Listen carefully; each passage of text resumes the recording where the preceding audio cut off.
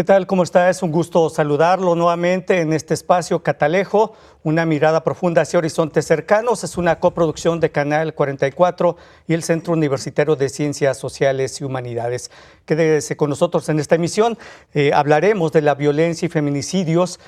Podríamos decir que hay una alerta de género en Jalisco, de este tema hablaremos, pero también abordaremos la cátedra de la interculturalidad, una cátedra que está inserta dentro del CUSH, y también países latinoamericanos en crisis, qué está ocurriendo en Chile, qué está ocurriendo en Ecuador. De ello hablaremos también en este espacio. Iniciamos en esta emisión de Catalejo con el primer tema, violencia y feminicidios. Y para ello nos acompañan en esta emisión la doctora Carmen China Salazar. Ella es coordinadora del Laboratorio Conocimiento, Visiones de Paz del Centro de Estudios Avanzados Latinoamericanos, CALAS, también que está inserto dentro del Centro Universitario de Ciencias Sociales y Humanidades. Doctora, bienvenida, gracias por estar con nosotros. Gracias, buenas tardes y bueno, qué bueno aprovechar el espacio para platicarles un poco también qué hacemos en el laboratorio. Así es, efectivamente, y está la maestra Natalia Quiseno Toro, integrante de este Laboratorio Conocimiento, Visiones de Paz, también del CALAS dentro del CUSH. Maestra, bienvenida, gracias por estar con nosotros. Muchas gracias a ustedes, es un gusto. Gracias. Y bueno, algunos datos, 198 mujeres han sido víctimas de homicidio, han sido asesinadas tan solo en Jalisco en lo que va de este año. ¿Cómo se llegó hasta aquí? Pero también tenemos otras cifras de lo que ha ocurrido en años recientes en la entidad relacionado con este tema que duele y que lacera a la sociedad, sobre todo por tratarse del tema de violencia hacia las mujeres. De ello hablaremos. Y bueno, 198 mujeres asesinadas. Doctora, ¿cómo se llegó a este nivel de violencia hacia las mujeres? Bueno, yo quisiera contextualizar que el tema específico de la violencia contra las mujeres se empieza a analizar en México a partir de Campo Algodonero, de esa sentencia que conocemos que condena al Estado mexicano por haber sido omiso en la protección de la integridad y la seguridad de las mujeres, en este caso de la frontera, jóvenes que estaban trabajando en una maquiladora y que bueno, no se llegó a completar esta obligación que tiene el Estado de garantizar la protección. Eso sucedió en 2009. ¿En Ciudad Juárez? En Ciudad Juárez. Quiere decir que es hace 10 años que en México se empieza a hablar del tema de violencia contra las mujeres al nivel de feminicidio. En otros países se dice femicidio, aquí se adapta la palabra feminicidio para señalar que es violencia en razón de su género, en razón de ser mujeres. Y esto ha venido, si tomamos la fecha de Campo Algodonero ahora, creciendo. O sea, en Jalisco había, no sé, 30 casos, 60 casos, 70 casos, pasamos de 100 casos y hoy estamos hablando en que aún no termina el año y son casi 200 casos de mujeres que han sido asesinadas en nuestro estado. Y a pesar de que contamos con este mecanismo legal de protección que hoy se habla de juzgar con perspectiva de género a través de un protocolo que hizo la Suprema Corte, que se habla de legislar con perspectiva de género y establecer un enfoque diferencial y especializado, que el tema está como más presente en el discurso, la realidad es que la violencia contra las mujeres se ha incrementado y bueno, yo veo dos factores. Uno es la normalización de la violencia general en la sociedad mexicana, que eso habla también el incremento de homicidios y situaciones de inseguridad en que se vive en el día a día. Y el segundo tema es la impunidad. También eso pasa porque no hay sanciones, no se castiga a los responsables, no pasa nada. Y bueno, el tema de la normalización lo miramos siempre. Hoy, por ejemplo, en redes sociales sucede un acto de violencia contra una mujer, un abuso sexual y las respuestas de quienes escriben a veces son barbaridades, ¿no? Señalando, criminalizando, diciendo pues que ella tuvo la culpa. Esa violencia a la que nos hemos acostumbrado tenemos que desacostumbrarnos, o sea, tenemos que quitar esa mirada a través, por ejemplo, de esto que se habla de cultura de paz, de inclusión, respeto, bueno, de ciertos preceptos o valores que nos lleven a volver a entender que eso que aprendimos como normal no lo es y tenemos que mirarlo ahora de otra forma, ¿no?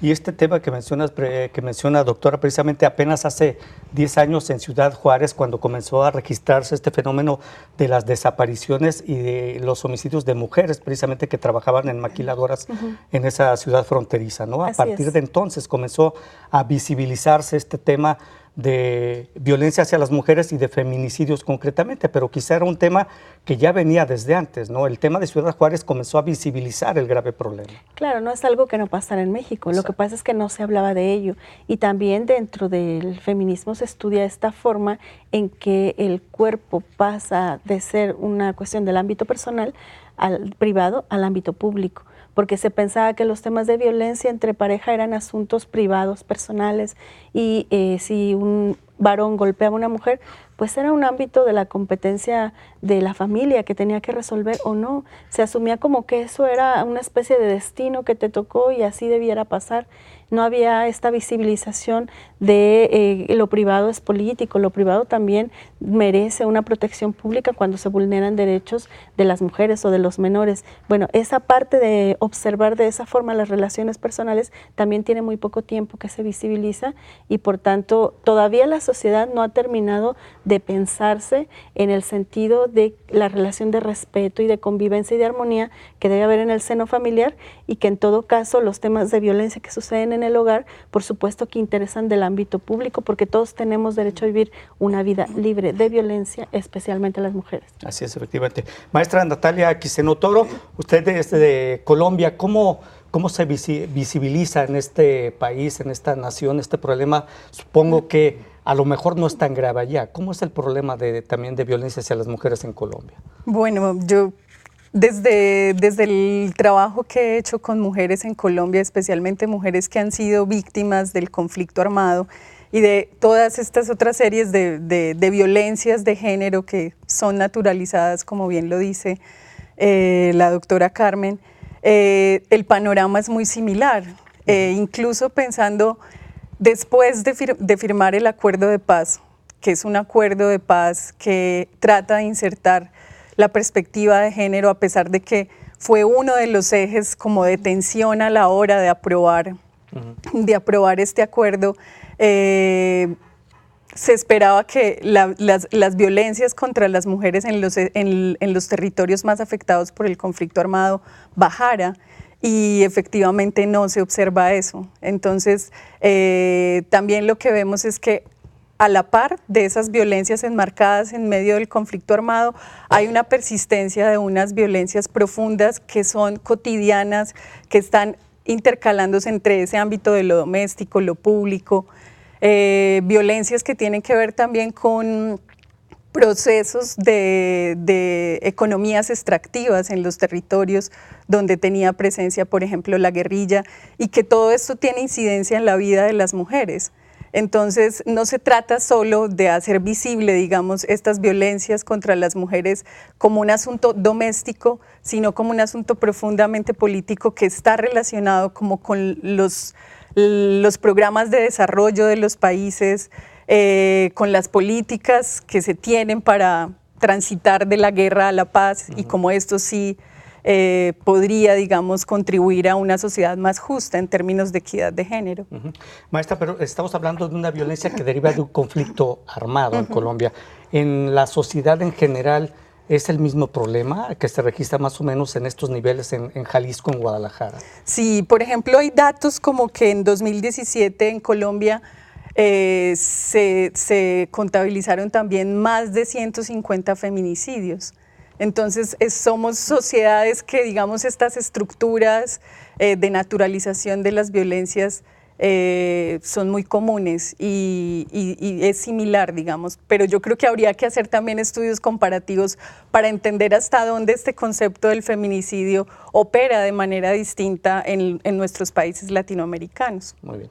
Permítanos, maestra, muchas gracias. Doctora, vamos a hacer una pausa, la primera en esta emisión de Catalejo, una mirada profunda hacia horizontes cercanos. Ya volvemos.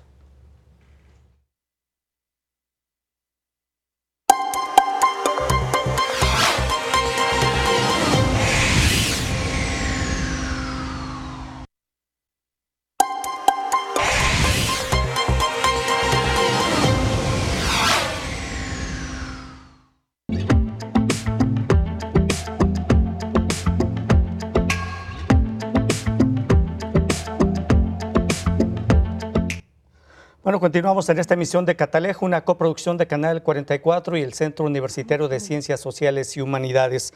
Durante el mes pasado se denunciaron 521 delitos en contra de mujeres en Jalisco, según datos que da a conocer también el Instituto de Información Estadística y Geográfica de Jalisco, con base en información del Secretario Ejecutivo del Sistema Nacional de Seguridad Pública. Datos que revelan también la gravedad. Además de los 198 homicidios, pues estas 521 denuncias de delitos cometidos en contra de mujeres, cifra que revela precisamente esta crisis. Y cómo, la pregunta, doctora, ¿cómo podemos, usted dice, es que se está normalizando, pero yo no entiendo cómo podemos normalizar como sociedad a veces este tema tan grave que es los homicidios contra mujeres o las agresiones contra mujeres? Sí, yo ahí además habría que añadir la cifra negra, ¿no? ¿Cuántas situaciones de violencia han sucedido contra mujeres que no se han denunciado? Porque parte de eso tiene que ver con la impunidad. En México no se denuncian los delitos y si se denuncian a veces no tienen el proceso debido para llegar hasta una conclusión. Por ejemplo, el caso que es el primer feminicidio en Jalisco de Imelda Virgen. Cómo han tenido que acompañar abogadas feministas y colectivos a las familias para que se logre hacer justicia, para que haya una sanción correcta contra el responsable. Ha sido un proceso muy largo y bueno, ella fue una profesora universitaria, que digamos es el primer caso que en nuestro estado se reconoce como feminicidio. Y si viéramos cada uno de los casos, los procesos son muy lentos, complejos, demandan mucho y quizá por eso también es que se desconfía de la autoridad y no se denuncia. Entonces a estos datos habría que añadir una cantidad importante. ¿Qué porcentaje de subregistro podríamos estar hablando? Bueno, en general, en la encuesta de ENVIPE, que es la de percepción y victimización sobre violencia e inseguridad, se habla que la cifra negra del delito en general es del 99%. O sea, eso es impresionante. Cuando dicen que México es un país donde impera la impunidad, estadística y cuantitativamente tiene toda la razón si lo medimos en función de los delitos que se denuncian o no. Ese dato se refleja también, por supuesto, en los temas de violencia contra mujeres, de violencia sexual, como la normalización, a la naturalización de la violencia. Lo que pasa, como decía Natalia, no es una violencia, sino son múltiples violencias que están contra las mujeres, violencia simbólica, violencia cultural, el pensar que hombres y mujeres todavía no nos consideramos como iguales o no nos ven como iguales, asumir roles o estereotipos que deben cubrir las mujeres diferentes de los varones, como mantener una actitud de sumisión, como estar subordinada a la figura quizá paterna o después conyugal. Esa violencia que dice, bueno, tú eres mujer, tú no eres capaz, tú no puedes, tú no estás para esos puestos. Esa violencia simbólica o cultural en América Latina, especialmente en México, está muy arraigada a la cultura del machismo, o sea, esa dominación masculina. Y también hay otra forma de dominación que usa mucho esta expresión las feministas sobre el patriarcado. El patriarcado en el entendido de las estructuras económicas, jurídicas y sociales que dicen la mujer debe estar en casa, no salgas de ahí, aunque ella también participe del sector productivo. Entonces, esa violencia está como presente pero difusa, permanente, cotidiana. La violencia estructural, que se refiere a las condiciones económicas de desigualdad, de exclusión, de pobreza, de falta de acceso a la educación, a las pensiones, a la seguridad social. La pobreza en México tiene rostro de mujer, mujer adulta mayor que no tiene una base de seguridad social porque no completó las pensiones, las semanas que necesitaba para una pensión y no tiene un soporte familiar que se haga cargo de ella. Esa violencia estructural está presente. Está presente la violencia sexual, la mujer pensada como objeto en que puedo disponer de su cuerpo. A veces se dice, bueno, hay niñas que salen de un antro, están tomadas, pero cuando una mujer sale a tomar, está pensando quizá en todos los cuidados que tiene que tener. Cuando un varón joven sale a tomar, no está pensando en que va a salir con 3 copas de alcohol y alguien va a abusar sexualmente. Un hombre no tiene esa carga. Yo tengo estudiantes que dicen, maestros, que antes de salir tengo que ver qué ropa me voy a poner porque no quiero que me digan cosas en la calle. Eso no pasa por la cabeza de los chicos cuando salen para ir a la universidad, pero ellas tienen que fijarse hasta qué ropa tienen puesta para no llamar la atención. Esa violencia sexual permanente que ahora se ha recrudecido en las niñas, por ejemplo. Y la violencia laboral, lo que pasa en la mujer que desde que recibe un salario menor hasta que no puede atender a sus hijos, hasta que es cuestionada por el tipo de trabajo que recibe, eso también está ahí. Claro, la violencia está directa, que son las agresiones físicas. Ahora, doctora, maestra, les pregunto a las dos, ¿cómo podemos quizá no combatir, porque a lo mejor va a estar complicado que en poco tiempo se baje a niveles de cero la cifra de violencia contra mujeres o de homicidios contra mujeres, pero ¿cómo se puede prevenir estos distintos tipos de violencia hacia las mujeres? ¿Cómo hacerlo cuando ya hablamos de una normalización de esta violencia? Bueno, ya hace rato decía un poco cómo desnormalizar. La normalización es aprendida en el ámbito familiar, en redes sociales, en las películas, las canciones. Bueno, desaprendamos esa violencia, entendamos que hombres y mujeres tenemos la misma condición de igualdad y de respeto. La educación es un medio ideal y claro, también tiene que haber acciones. Por ejemplo, en las universidades todas deben tener un protocolo de atención para casos de acoso, hostigamiento. En la calle también eso debe estar penado. Estas leyes que están aprobando para no compartir contenido sexual sin consentimiento de la persona que está ahí, todo eso son pequeños avances.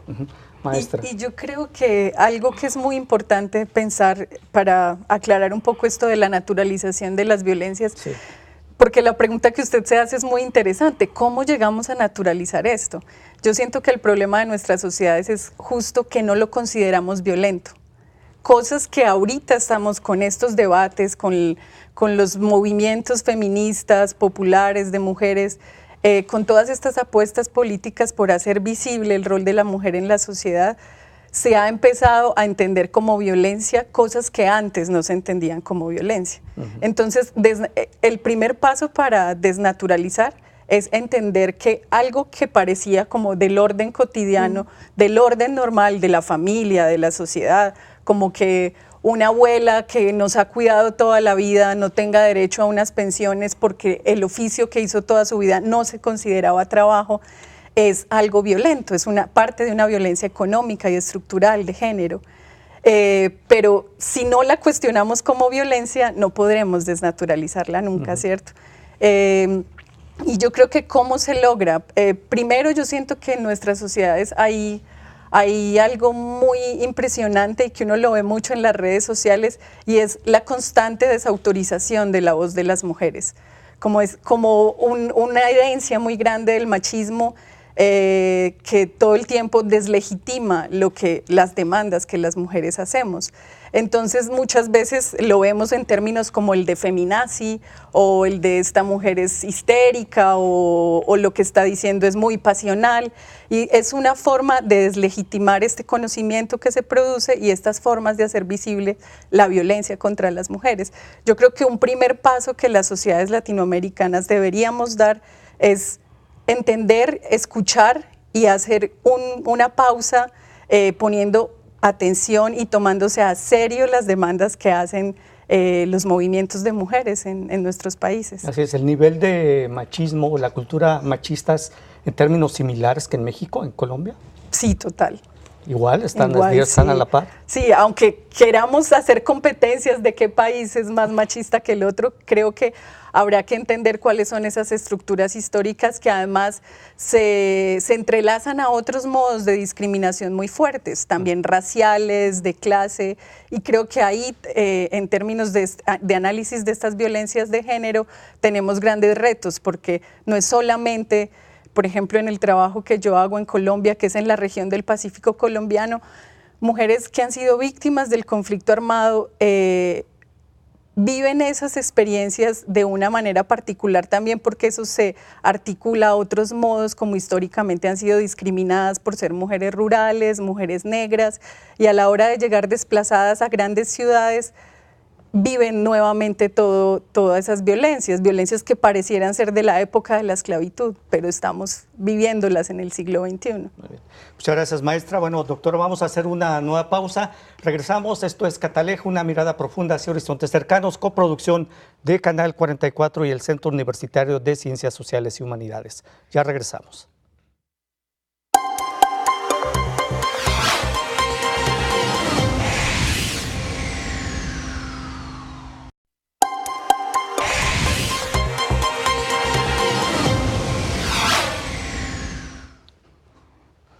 Bueno, continuamos en Catalejo y bueno, precisamente estamos hablando sobre la violencia hacia las mujeres, feminicidios ya en niveles alarmantes, graves, gravísimos diría yo. Doctora, usted mencionaba es que tenemos que desaprender. ¿Cómo podemos lograr este proceso de aprendizaje que ya tenemos arraigado? Diría yo que desde el término cultural, porque cuando hacía la pregunta del machismo era para más o menos saber sí, también la cultura machista está arraigada allá. Son términos culturales. ¿Cómo se puede desaprender algo que está arraigado desde la propia cultura de los pueblos? Sí, no es algo tan sencillo, pero es posible. Lo pongo con un ejemplo del tema de salud. Las personas que fuman, que antes se acostumbraba a fumar en los espacios cerrados y después se hicieron leyes y sanciones. Y hoy, por ejemplo, yo en Guadalajara veo que las personas que fuman se salen a un espacio que es la calle, hasta en fiestas privadas, digamos que ya se acostumbraron a que no deben fumar en un espacio cerrado y donde hay otras personas que no son fumadoras. Eso que era una práctica que parecía arraigada y total, ha ido desaprendiéndose, ¿no? En el tema de la forma en cómo nos relacionamos hombres y mujeres, hay un elemento que me parece fundamental que podríamos identificar como cultura de paz. Cultura de paz entendida también en el sentido de la inclusión, de la igualdad, del fortalecer las relaciones interpersonales, y en eso yo veo ahora que se ha reformado el artículo 3º constitucional en mayo y luego las leyes secundarias en septiembre, que la idea de cultura de paz está presente, pero también se habla del tema de género que debe ser transversal, el tema de la igualdad, del marco histórico, en fin, hay una serie de elementos de la educación que van a obligar a que las estructuras y las mallas curriculares de toda la educación básica, desde preescolar hasta universitario, se entiéndase, toda la educación pública, deberán ajustarse desde esa lógica. No será sencillo, pero es posible hacerlo. Incluir los temas de educación sexual, de diversidad, de cuidado ambiental, de género, de forma transversal y de cultura de paz. Si tú empiezas a revisar los libros, ya están presentes. Por ejemplo, hay un libro de formación cívica y ética de primero de secundaria que habla y dice, la violencia no es normal, vivimos en ella, nos hemos acostumbrado, pero aquí cuéntanos en equipo una situación en la que te hayas sentido incómodo. Digamos que eso, que se empiece a mirar desde la educación básica. Los libros de primero de primaria hablan de mediación de conflictos, ¿ya? Hablan de cómo fortalecer la paz en la comunidad, hablan de inclusión.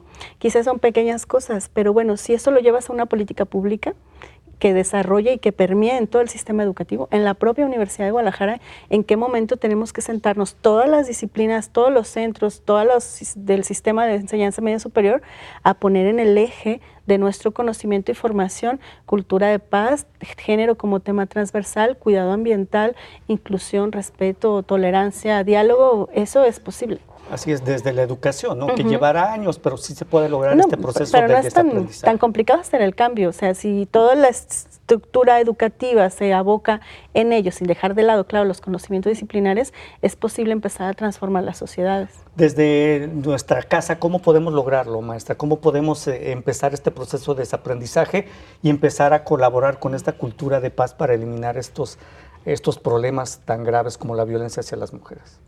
Antes de responder esa pregunta, yo quisiera también que pensemos que es una gran tensión, ¿cierto? Que lograr esas transformaciones siempre implicará grandes tensiones, especialmente en el momento actual que vivimos en América Latina, donde se está hablando de ideología de género como una forma de deslegitimar todos estos procesos. Y, por ejemplo, en Colombia lo vimos con el Acuerdo de Paz, cuando se rechaza en el plebiscito el Acuerdo de Paz, que fue un momento muy triste para el país. Increíble, ¿no? Increíble. Pensado. Nosotros seguimos ese proceso. Sí. ¿Cómo es posible que lo rechacen? Sí, ¿no? es absurdo. Y uno de los temas que, digamos, la tendencia más de derecha en Colombia cuestionaba en el marco del acuerdo era que se hablara de género en el Acuerdo de Paz y que se implementara una perspectiva transversal de género donde se pensara cómo el conflicto armado había afectado especialmente a las mujeres, cómo había afectado a la población trans, LGTBI, y esto se identificaba como una amenaza a la idea de familia, tradicional, y se le nombraba bajo esos términos de la ideología de género. Entonces vemos cómo en cada paso que parece que no estuviera ligado, siempre hay grandes tensiones por llevar este tema, digamos, a un término de apuntar a transformaciones. Y yo creo que para hacerlo desde nuestras casas, como lo pregunta, y desde también nuestra perspectiva personal, una de las primeras cosas que debemos hacer no es preguntarnos, ¿soy machista o no soy machista? Incluso siendo una mujer, sino cómo puedo cotidianamente desmantelar el machismo en el que fui educado. Porque más que decir si lo soy o no lo soy, es entender cómo en esa educación y en esa sociabilidad en la que crecimos, de alguna manera estamos permeados por eso. Y entender eso ya nos pone en la pauta de transformarlo, antes que salvarnos diciendo no lo somos. Bien, nos quedan 3 minutos y les pregunto, en la administración pasada se declaró una alerta de violencia hacia las mujeres, que no es lo mismo, diría yo, que una alerta de género, pero haría falta que se declare una alerta ya de género, pero en todo el estado y no tan solo en algunos municipios o en todo el país. Sí, claro, doctora. El país entero está en alerta, no hay una región que no haya mujeres. Aunque no haya oficialmente una declaratoria como tal. Sí, pero es que no hace falta una declaratoria. Claro. Tú ves un trabajo desde el periodismo que hace para visibilizar los puntos de feminicidio. Ese mapa da miedo verlo. O sea, todo el país está lleno de puntos y si tú abres el punto dice cuándo fue, qué pasó, dónde pasó. Digamos que si desde el periodismo y de esos ejercicios que visibilizan mucho los temas de violencia contra las mujeres es posible hacerlo institucionalmente, debería hacerlo también. Y más que una alerta para que emita órdenes de protección que luego no sirven y no protegen, creo que hay que repensar de forma integral las políticas públicas en materia de prevención contra la violencia o las violencias y de educación en términos de género como este saber transversal. O sea, hacen falta más políticas públicas en este sentido. Y enfatizar, ¿no? Que Sí, se desarrollen. Maestra, sí, sus conclusiones, digamos, del tema. Bueno, yo creo que es una tarea que tenemos que seguir haciendo visible, comprometiéndonos todos como ciudadanos y sobre todo incidiendo para que esto se lleve a los escenarios de las políticas públicas que permitan transformar, digamos, la realidad de las mujeres y las poblaciones diversas también, porque cuando hablamos de esa perspectiva de género no estamos hablando solo de las mujeres. Muy bien. Pues muchas gracias. Les agradezco a los dos. Doctora Carmen China Salazar, coordinadora del Laboratorio de Visiones de Paz de Calas Cush. Muchas gracias por estar con nosotros. Gracias por el espacio. Y maestra Natalia Quiseno Toro, integrante de este Laboratorio de Conocimiento Visiones de Paz también de Calas Cush. Muchas gracias. Gracias. Muchas gracias. Bueno, vamos a hacer una pausa, pero antes vamos a ver Faro Cultural. Regresamos. Esto es Catalejo.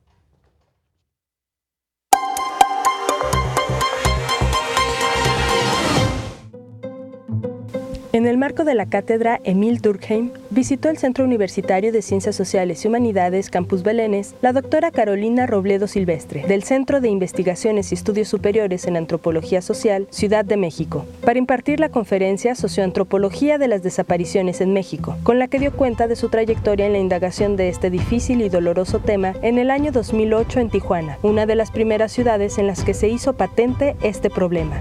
La investigadora explicó que en esos momentos la organización de los familiares de personas desaparecidas era apenas incipiente y dedicarse a investigar este fenómeno era un acto solitario, marginal y hasta censurable. Una de las apuestas de estos espacios que nosotras creamos en una metodología de taller era considerar el saber que tienen los familiares de personas desaparecidas que han desarrollado en todos estos años, que nos enseñan, ¿no?, todo este conocimiento, valorarlo como un conocimiento experto, reconociendo que no solo somos las académicas o los académicos los que estamos legitimados para hablar desde la experiencia en estos espacios de construcción en torno a la desaparición de personas. A pesar de ello, poco a poco, ante la evidente crisis y su generalización a nivel nacional, fue ganando terreno dentro de la academia, con lo que se pudieron incluso establecer conexiones con las experiencias de la llamada Guerra Sucia durante los años 70. Aseguró que el gran avance en la materia, sin embargo, no ha provenido del ámbito especializado de las universidades, sino que se ha dado gracias a la importante labor que realizan los familiares de desaparecidos en la búsqueda de restos y fosas, por lo que en la investigación de este tema, el intercambio de conocimientos ha sido fundamental. A partir de su experiencia en otros estados, particularmente del norte del país, la doctora Robledo invitó a los asistentes a reflexionar sobre las propias particularidades del fenómeno en Jalisco, identificando coincidencias y diferencias sustanciales, destacando la importante relación que se establece entre el contexto y las experiencias de desaparición tan diversas. Con imágenes de Fabián Robles y edición de Netza López, para Catalejo, Almendra Orozco.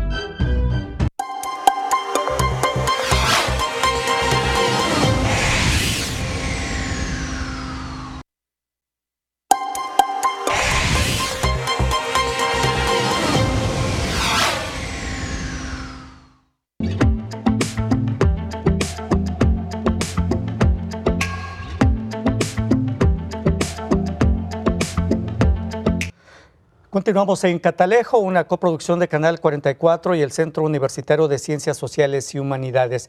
Y entre las diversas cátedras que tiene el CUSH, precisamente, está la Cátedra de la Interculturalidad, además de cátedras de las que hablaremos ya en las siguientes emisiones de Catalejo.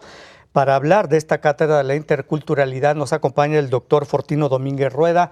Doctor, bienvenido. Muchas gracias por estar con nosotros. Muchas gracias por la invitación. Un gusto estar acá. Pues platíquenos cómo surge la idea de crear primero esta cátedra en el seno del CUSH, esta Cátedra de la Interculturalidad, y cuál es el objetivo, cuántos años ya tiene operando, funcionando esta cátedra. Tenemos 11 años trabajando. Es un trabajo tripartita en la cual varias instancias de la Universidad de Guadalajara, no solo el CUSH, sino también la Biblioteca Pública del Estado de Jalisco y en específico la Unidad de Apoyo a Comunidades Indígenas, que es de donde surge el proyecto en realidad a finales del 2007 como producto de nuestro proceso de intervención con comunidades indígenas.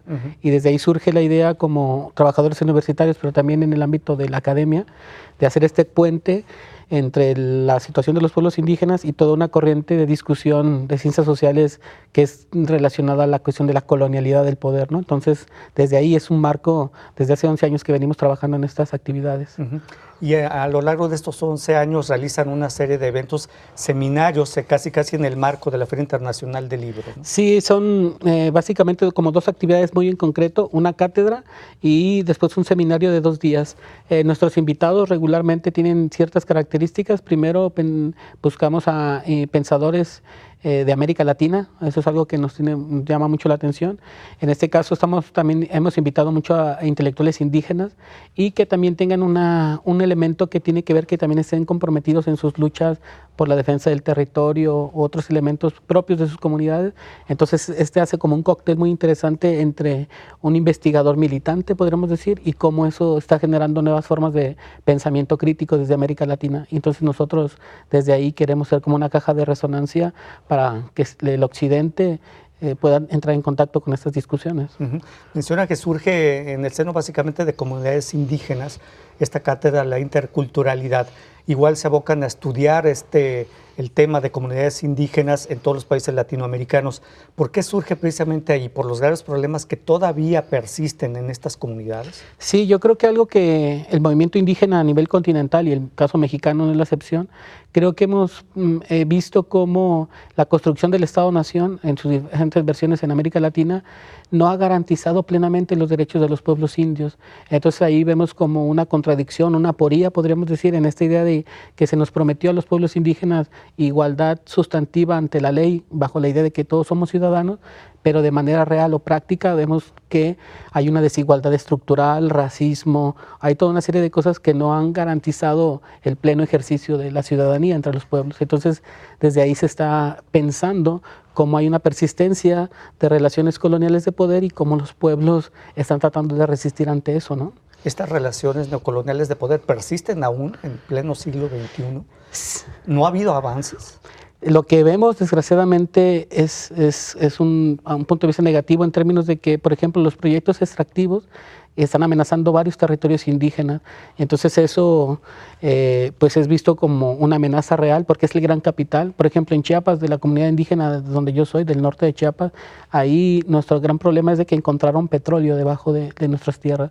Hay un corredor de 12 pozos petroleros que es una extensión de 84.500 hectáreas que el gran capital tiene interés en explotar y eso implicaría desplazamiento forzado, migración, o sea, desarticularía gran parte de nuestra vida cultural en esos territorios. Entonces, ante eso es lo que los pueblos plantean, que hay una amenaza, que amenaza pues su vida, ¿no?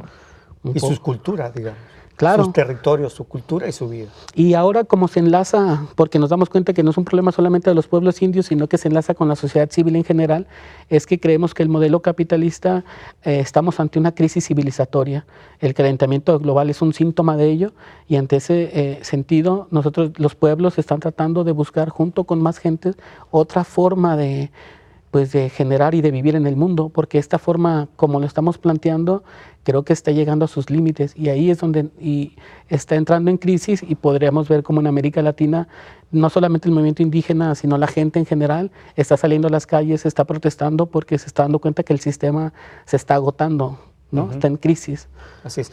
Estos problemas y estas amenazas hacia comunidades indígenas ¿son similares en países latinoamericanos? ¿Es el mismo problema, las riquezas que tienen los territorios de comunidades indígenas? Sí, porque nos estamos dando cuenta que para el gran capital ahora se necesitan, los recursos naturales son fundamentales. En el caso de México, por ejemplo, se está privatizando el agua justamente para poder hacer fracking y sacar petróleo de la tierra. Vemos la cuestión de la minería, que es un asunto muy complicado. Y diferentes proyectos extractivos que siguen planteándose, como el caso del sureste del país con el Tren Maya o el tren transísmico, que también generan un problema, de entrada un impacto ambiental grave, severo, pero también generarán todo un proceso de sometimiento de los pueblos alrededor de esos proyectos extractivos, ¿no? Ahora, ¿en países latinoamericanos es similar? Sí, es lo que estamos viendo también. Por ejemplo, en Ecuador recientemente hubo problemas entre la población y los principales protagonistas fueron comunidades indígenas en Ecuador. Yo creo que eso es interesante en términos de que los pueblos indígenas, como tenemos nuestras formas propias de autogobierno, eso ha generado que tengamos espacios para la toma colectiva de decisiones. O sea, hay una estructura organizativa que cuando hay estallidos sociales, pues en el caso de Ecuador, la CONAI es un movimiento sumamente organizado que sale al frente, por ejemplo, ¿no? Entonces yo creo que es algo interesante de ver cómo el movimiento indígena en América Latina no ha descansado y sigue luchando. También hay que decir que está caracterizado por la represión y la muerte. En el caso mexicano, por poner un ejemplo, en los 10 meses que va del gobierno federal, van 12 personas asesinadas, miembros del Congreso Nacional Indígena, por ejemplo, una de las organizaciones indígenas más importantes del país. De diciembre hacia acá, 12 personas. 12 personas asesinadas, a lo largo del país. Activistas todos. Sí, y sobre todo características por ser indígenas y defender sus territorios ante el gran capital. Entonces eso es algo que estamos viendo que se repite incluso en América Latina. En Chile, por ejemplo, los mapuches que definen su territorio son vistos como terroristas, por ejemplo, por el gobierno, lo cual plantea una discusión sumamente grave y obviamente criminaliza la protesta social, ¿no? Entonces vemos que hay paralelismos en ese sentido, ¿no? Que también la comunidad mapuche ha tenido un papel relevante, protagónico en los hechos que se registran en Chile, ¿no? Sí, yo creo que ha sido, el movimiento indígena está haciendo un espejo muy interesante porque ahora con el estallido que está pasando en Chile, mucha gente está planteando la idea de que hay una postdictadura, o sea, la dictadura no terminó y les vendieron la idea de que era una democracia, pero en realidad siguieron desmantelando el país. Entonces, y el movimiento indígena, en el caso de Chile, siempre fue muy claro en decir que el Estado era el problema. Ellos plantean esta idea de naciones, pero sin un Estado. Entonces, eso también en términos de filosofía política, creo que está abriendo una discusión sumamente interesante para la discusión práctica del ejercicio del poder, por ejemplo, ¿no? Bueno, y el movimiento en Chile no es tan solo este tema que dice, bueno, fue el incremento al transporte público lo que detonó el conflicto, quizás son temas mucho más profundos, que van más allá de eso, ¿no? Y de larga duración, hay que pensarlo. Incluso yo creo que pensando en la metáfora del espejo con México, habría que decir que en Chile también tuvieron gobiernos de izquierda o progresistas, y vemos que ahora el resultado es una crisis muy complicada, ¿no? Entonces yo creo que en el caso mexicano sería bueno como empezar a pensarnos y mirarnos en esos espejos para ver también nuestra realidad, ¿no? Muy bien. Doctor Fortino Domínguez Rueda, coordinador de la Cátedra de la Interculturalidad en el CUSH, muchas gracias por haber estado con nosotros. No, un gusto estar aquí con ustedes. Muchas gracias. Bueno, vamos a hacer una pausa, regresamos, esto es Catalejo.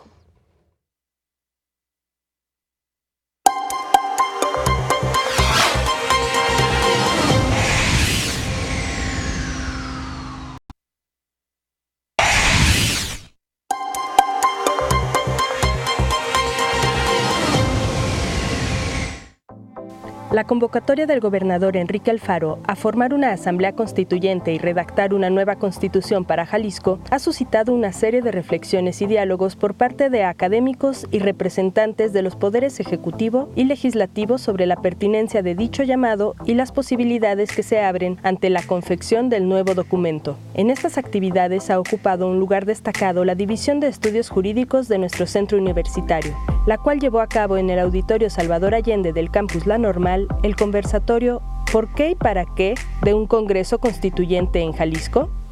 Hablar de un constituyente es hablar del proyecto de un Estado. El hablar de un constituyente es escuchar la voz del pueblo, porque es inconcebible una constitución sin un constituyente. Es inconcebible la idea de un constituyente sin el pueblo que integra una nación o Estado. Entonces, Con esa premisa vamos a deliberar qué entendemos por un Congreso Constituyente en esta primera parte y luego el para qué. En este evento participaron el doctor José de Jesús Becerra Ramírez, director de la División de Estudios Jurídicos, el secretario general de Gobierno de Jalisco, maestro Juan Enrique Ibarra Pedrosa, el diputado local, maestro Héctor Pizano Ramos, el director del Centro de Investigaciones Legislativas del Poder Legislativo de Jalisco y académico de la Universidad de Guadalajara, doctor Carlos Ramiro Ruiz Moreno y el doctor Carlos Eduardo Mollado Zapata. El panel recordó que la actual Constitución de Jalisco data de 1917, que esta es la sexta norma fundamental que ha regido a la entidad y que desde su creación ha sufrido 111 reformas que la han enredado hasta dejarla casi ilegible por su exceso de contradicciones, por lo que el llamado a un Congreso Constituyente se presenta como una oportunidad para que hable el pueblo, se modernice la norma e incluso se apueste por una redacción minimalista, sencilla y que sea publicada también en lenguas originarias. Se subrayó la importante y necesaria participación de los ciudadanos en la redacción de la nueva Carta Magna, que se debe dar en completa libertad y a partir de un análisis profundo de los grandes problemas que tiene nuestro Estado. Con imágenes de Ángel Gudiño y edición de Netza López, para Catalejo, Almendra Orozco. Bueno, continuamos en Catalejo, una mirada profunda hacia horizontes cercanos. ¿Qué pasa en países latinoamericanos? Algunas naciones donde se ha registrado una serie de conflictos sociales, en Chile, en Ecuador, recientemente también, pero hay otras naciones que están registrando algunos movimientos sociales. Para hablar de ello nos acompaña el doctor Jaime Tamayo, él es jefe del Departamento sobre Movimientos Sociales del CUCSH. Doctor, bienvenido, muchas gracias y gusto saludarlo, doctor. Muchas gracias, Toño, un gusto estar aquí en tu programa. Muchas gracias, doctor. ¿Qué pasa en Chile? ¿Qué pasa en Ecuador? ¿Qué pasa en Uruguay? ¿En Bolivia, doctor? ¿Qué está pasando? ¿Están en crisis estos países? Bueno, mira, yo te diría que lo que está en crisis es el modelo neoliberal, que está llegando a situaciones extremas. Esto no es solamente en América Latina. Ahorita mismo acaba de iniciarse unos días recién un levantamiento en Líbano, que prácticamente está pidiendo ya la destitución del presidente. Lo mismo en Sudán. Un caso en África, otro caso en Medio Oriente, pero en América Latina esto cobra mucho más fuerza porque aquí se dio un proceso de desmantelamiento de los modelos neoliberales impuestos por las dictaduras con diversas opciones de la izquierda latinoamericana, unas las llamadas del socialismo del siglo XXI, donde encontraríamos el caso de Venezuela, de Bolivia, gobiernos progresistas como el de Ecuador en su momento con Correa, o digamos, de manera más moderada en Uruguay, con el Frente Amplio, que está por concurrir a elecciones este domingo, y en el caso de países como Paraguay o como Honduras, que hubo intentos de gobiernos también de hacer algunos cambios y que fueron derrocados por los llamados golpes suaves. En este contexto es que la crisis que vive el modelo neoliberal ha desencadenado una serie de luchas, ya sea por oponerse a las imposiciones de modelos neoliberales no existentes hasta entonces, o que habían sido desmantelados, como es en el caso de Ecuador, que generó una movilización enorme del pueblo ecuatoriano, uno de los países con mayor presencia indígena, junto con Bolivia, de los dos estados, de los países con mayor presencia indígena, que lograron parar, prácticamente iban a derrocar al presidente que estaba impulsando estas medidas, que había traicionado precisamente al partido y a la fuerza política que le llevó al gobierno y que había dado marcha para atrás, digamos, en las políticas sociales y con la política neoliberal, el presidente Moreno. Pero este movimiento indígena, sí, que paradójicamente, ¿no? Por eso no pronunciaba su nombre, porque me parece vergonzoso que un personaje como ese lleve ese nombre, ¿no? Pero bueno, el caso es que ahí lograron parar las acciones que pretendían haber acordado ya con el Fondo Monetario Internacional y por una fracción más y lo derrocan, ¿no? En el caso de Chile, por ejemplo, pasa lo contrario. Chile fue el primer experimento del modelo neoliberal con Pinochet, la escuela de Chicago, ahí empezó a aplicar todas estas políticas y aún después de la salida de Pinochet y de esa transición de la dictadura a una democracia medio castrada, donde el pinochetismo siempre conservó incluso constitucionalmente ciertos derechos que luego se han ido minimizando, pero tenían presencia en una tercera parte, incluso en el Senado a través de los militares. Bueno, estas medidas ya colmaron el plato, digámoslo así, a la sociedad, ya decidió no aceptarlas bajo ninguna de las condiciones. Curiosamente, votaron a un pinochetista moderado, Sebastián Piñera, que es el actual presidente, pero cuando empezó a implementar estas medidas, detonó un movimiento encabezado por estudiantes, cosa que por cierto está pasando en muchos de estos lugares.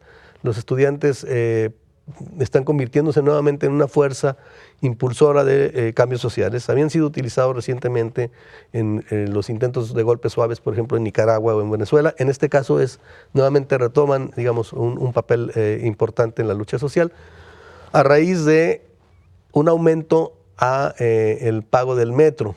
Pero esto generó ya que, aunque detuvieran... Ese digamos que fue el la detonante. gota que derramó el vaso, Así porque ya estaban molestos e inconformes por otra serie de claro, situaciones porque que es lo que te iba a comentar. Afectaban su calidad de vida. Al momento en que Piñera retira esto, ya no para el movimiento, porque el movimiento dice, es que no vamos por el metro, claro. Vamos por la salud, vamos por la educación, que está totalmente privatizada. Vamos por las pensiones que se dedicaron a robárselas, entre otros el hermano de Piñera. Bueno, fue de los que operó el asunto de las pensiones. En fin, es la lucha contra todo el modelo neoliberal lo que está generándose en Chile, ¿no? Y bueno, ya están pidiendo precisamente la salida de Piñera y por lo menos van a lograr un reacomodo importante en estas políticas. Piñera ya está tratando de decir que va a modificar estas situaciones. Lo que sí es terrible, y es otra característica, es que para imponer estas medidas recurren al ejército. Una represión muy violenta. En Chile se dio todo el se está viviendo, así es, en Chile se está viviendo una reactivación del pinochetismo en todas sus expresiones. En Haití hay un movimiento muy importante también, pero Haití, que es el país más pobre, ocupado por tropas desde hace 15 años, en situación de deterioro terrible, ahorita llevan entre 6 y 8 muertos. En Chile ayer ya llevaban 42, 12 mujeres violadas, cientos de desaparecidos, un montón de heridos y de detenidos. Entonces estamos hablando ya de actitudes represivas muy violentas al estilo del viejo pinochetismo, y eso hay que verlo también en la óptica de lo que pasa en Brasil, donde hay un presidente que recurre a la vieja, no solo el viejo discurso, sino a las viejas prácticas de la dictadura militar brasileña para tratar de imponer el modelo neoliberal. Lo mismo pasa, bueno, decíamos en el caso de Haití o en el caso de Honduras, donde la corrupción también implica directamente al presidente que ha tratado de implementar estas medidas y ha generado ya una respuesta. En Bolivia, doctor, que no tiene nada que ver ahí con políticas neoliberales, claro, sino derivado de conflictos electorales. Electorales, sí.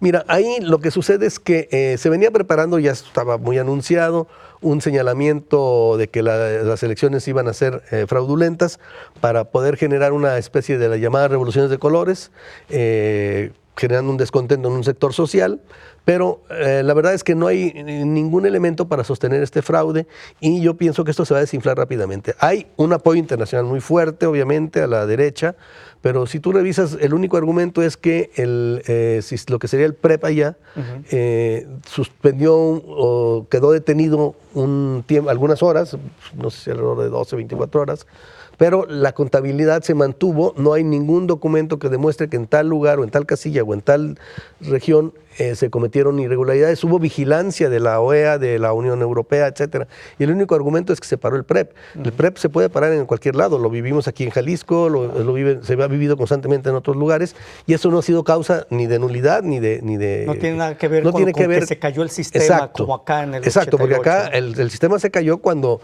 estaba ya arrasando Cuauhtémoc Cárdenas, y eso estaba muy documentado. Sí. Es decir, estamos en circunstancias muy diferentes. Cuando dijeron que se había parado el conteo en Bolivia y que bueno, ¿qué Bartlet se fue para allá a operar las elecciones o qué pasó? ¿No? Sí, no, te digo, no hay elementos. La única es que todavía ni siquiera queda muy claro, bueno, hasta este momento, de si va a obtener el 10% por encima, porque está arriba del 40%. Si obtiene el 10% por encima de su competidor y pueda pasar a una segunda, digamos, si evite pasar a una segunda vuelta o si tenga que pasar a segunda vuelta. Eso es todo lo que se discute. Muy bien, doctor Jaime Tamayo, pues muchas gracias, jefe del Departamento sobre Movimientos Sociales del CUCH, el DESMOS. Muchas gracias, doctor, por haber estado con nosotros y explicarnos estos conflictos latinoamericanos. Pues muchas gracias, Toño. Muchas gracias. Bueno, llegamos a la parte final de Catalejo, una mirada profunda hacia horizontes cercanos. Muchas gracias, nos vemos en la siguiente emisión. Hasta luego.